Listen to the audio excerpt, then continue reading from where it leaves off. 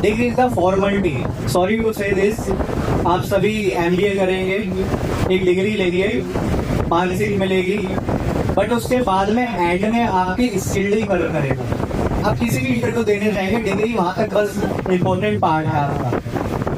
उसके बाद आपका पर्सनल लाइफ शुरू हो जाता है, जिसको हम बोलते हैं एक्सपीरियंस। डिग्री ने बस आपको बता दिया यू आर क्वालिफाइड, आप बस क्वालिफाइड हैं। उसके बाद आपकी जर्नी शुरू होती है। उसके बाद अभी किसी बच्चे ने इंटरव्यू दिए हैं, नहीं दिए होंगे, IELTS में आपने दिए हैं, फोन वाले भैया आपने इंटरव्यू दिया है, वेरी गुड। कहाँ है? दिया था मैं, कॉलेज का इंटरव्यू दिया, वेरी गुड।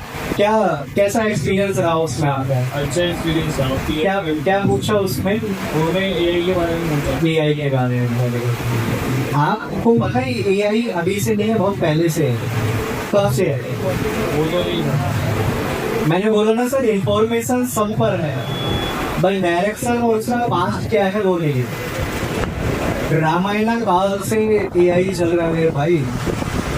सर आप तो जानते होंगे रावण जी को, मिस्टर रावण जी को, उन्होंने सीता का उनको किडनैप किया था ना, ये तो आप सब जानते हैं। किस रूप में आए थे वो? आज फोटो बदल देते ना, मेरे साथ में मेरी गर्लफ्रेंड लगा दो, ऐसे ही बोलते हैं ना चाइनीज मीडिया वाले। बजा सकते हो ताली इस पे? ऐसे ही है भाई, खासकर आपकी गैंग से पूछ रहा हूँ मैं। ऐसे खड़े होते हैं, देन बोलते हो ना कि आप इसको इधर कर दो, इधर इधर कर दो। मैं भी करता रहता हूँ, पर मैं बीबी का करता हूँ, गर्लफ्रेंड का नहीं कर सकता। तो AI मेरे भाई रामायण काल से है, त्रेता युग से है। आप जान आज रहे हो बस। जब रावण जी किडनैप करने आए थे, साधु के रूप में आए थे, और सीता जी को पता ही नहीं चला कि ये AI है जो किडनैप करने आया है, राइट। और चलिए किडनैप हो गई, सीता जी ने बोला चलो कर लो किडनैप भाई। उसके बाद वो किस व्हीकल में गए? मैम आप लोग तो जानते होंगे किस में गए। आज आप पुणे टू रुद्रपुर टू दिल्ली जा रहे हो by flight, right, by flight गए थे वो।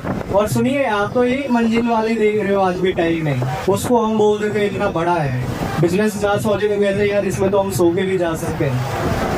वो 4 मंजिल वाले उनके पास जहाज थे उस टाइम। मैं बहुत बिलीव करता हूँ बच्चियों पे, बिकॉज मेरी भी डॉटर है, 12 साल की है, और जो उसके विजन है वो मुझे अभी से क्लियर दिखते हैं। और जो मेरा बेटा है वो आप जैसे ही क्रिकेट में है, बट स्टडी में थोड़ा सा दूर है। ऐसा नहीं कि उन दोनों के विजन में डिफरेंस है, उनके थॉट में दिक्कत है। तो जितने भी बच्चे ये वाले जो है, आप मुझे एक्स्ट्रा ऑर्डिनरी लग रहे हो। जो इधर वाले बच्चे हैं आप एक्स्ट्रा लग रहे हो, तो बेटा उनकी तरह बनना है आपको। एक्स्ट्रा ऑर्डिनरी इसलिए बोल रहा हूँ कि हर फील्ड में आपको एक्सपर्ट बनना है।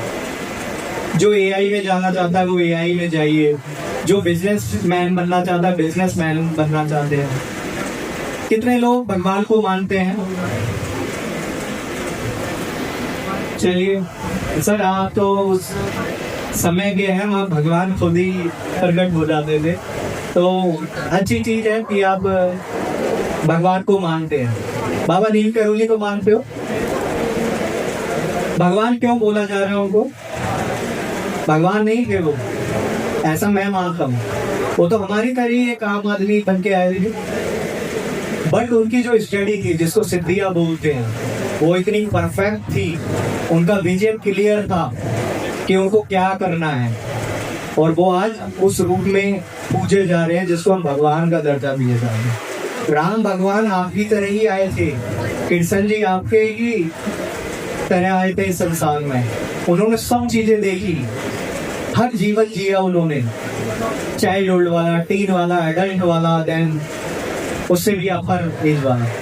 तो सबसे पहले आपको इस संसार में आके चीजें वही करनी है जो भगवानों ने की है, पर आपको समझ कब आता है?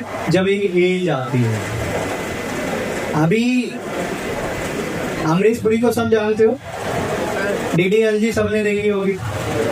सब अमरीश पुरी तो नहीं मानते ना अपने पिताजी को, कुछ लोग तो मानते होंगे, जो स्नैप चला रहे हैं उनका तो पता है मुझे। बट ट्रूली है, जब एक समय बाद आता है तो माता पिता की वैल्यू समझ आती है।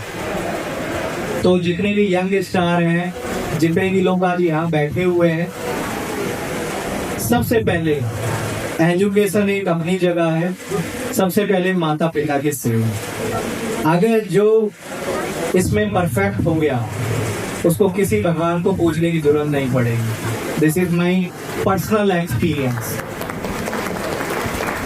मैं अपने पिताजी की वैल्यू आज समझ रहा हूँ। जब आप वाली एज में ना, हमें भी लगता था कि मुझे ही क्यों, मैं बीच का बच्चा हूँ कि बड़े वाले भी हैं छोटे वाले भी हैं, तो सबसे पहले मुझे ही रखना जाता था। आप वाली लैंग्वेज में बोले रखना जाता है, तो मुझे भी सर ऐसा लगता था मुझे ही क्यों।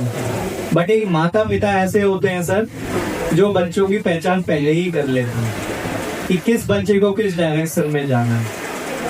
मेरा क्रिकेट कैरियर चल रहा था, पढ़ाई जैसी चलती है क्रिकेटर भी वैसी चलती है।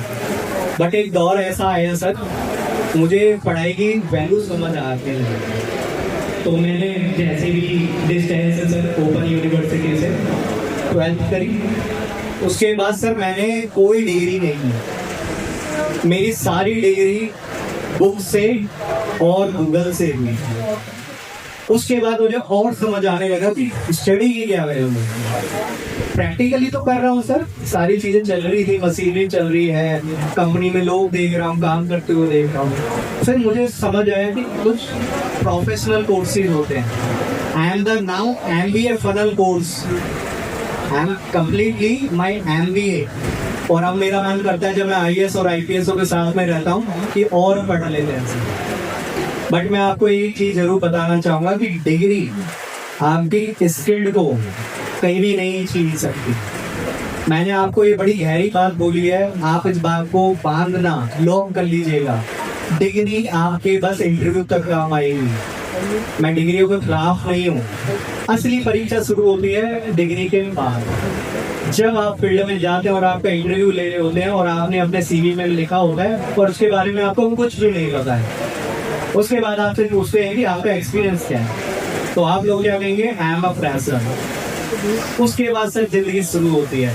फिर हम जैसे लीडरों का, जैसे आपने बोला सर, फिर हम जैसे लीडरों का काम शुरू होता है कि आपको एक्सपीरियंस देना है, फिर आपको ट्रेनिंग करानी है, ठीक है। बट जब आप 8-10 घंटे बाद जब आएंगे ना नौकरी से, तो मेरा पर्सनल एक्सपीरियंस है, मेरे सारे दोस्त IT में, ऑटोमोबाइल्स में हैं, कर नौकरी में है, और एंड में कहते हैं तेजू जो तू कर रहा है भाई सबसे बड़ा काम कर रहा है, मैं 1000 लोगों को जॉब दे रहा हूँ। और एंड में मैं अपनी टीम को भी यही बोलता हूँ, जॉब करिए, स्मार्ट कीजिए, स्टार्टअप कीजिए। मेरे नौकरी करने के लिए वो चीजें दूंगी। मेरे कंपनी में कुछ लड़के ऐसे भी हैं जो UPS की तैयारी कर रहे हैं, मैं उनको बोलता हूँ जॉब कितने दिन करोगे यार, ठीक है मेरे साथ तो आप पूरा लाइफ टाइम बने रहेंगे, ये मैं आपसे प्रॉमिस करता हूँ कि मैं आपको कंपनी से नहीं निकालूंगा। पर कब तक भी ये सेटिस्फैक्शन लिए, अपने अंदर सेटिस्फैक्शन आ गया तो सब जॉब कर सकते हो आप। अगर सेटिस्फैक्शन नहीं आया तो आप जॉब नहीं कर सकते। फिर तो आपको फिर उस हिसाब, जिस हिसाब से आपकी भूख है, फिर उस हिसाब से आप कमाना शुरू कर दीजिए। मैं आपके जैसे इंट्रो दिया गया मेरा कि 500 करोड़ या 1000 करोड़ की लिस्ट का मेरा टर्नओवर, मैं आज भी अपनी कंपनी से सैलरी लेता हूँ। और सर मैं ये बात इसलिए प्राउडली बताना चाहता हूँ, मैं परिवार का वो बच्चा हूँ। 2010 से मैंने अपनी लिमिट के हिसाब से मेरी जितनी कैपेसिटी, मैं आप लोगों को हो सकता है थोड़ा सा माइंड में घुसाना चाहता हूँ कि जब 100 बड़े हो जाते हैं सर, तो इनकम आपको बड़ी करनी पड़ती है।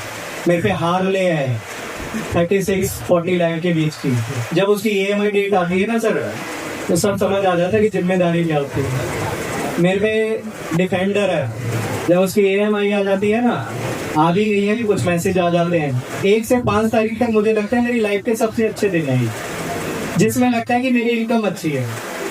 तो ये रियल एक्सपीरियंस बता रहा हूँ भाइयों, जब आप लोग नौकरी करेंगे ना, आप वाली बात है सर, बुजुर्ग बोल के गए कि शौक तो माता पिता के पैसों से ही होता है, अपने पैसों से तो गुजारा चलता है बस। तो प्लीज मेरे भाइयों, नौकरी नहीं करनी है, ठीक है, हमें पढ़ लिख के स्टार्टअप करना है, अलग अलग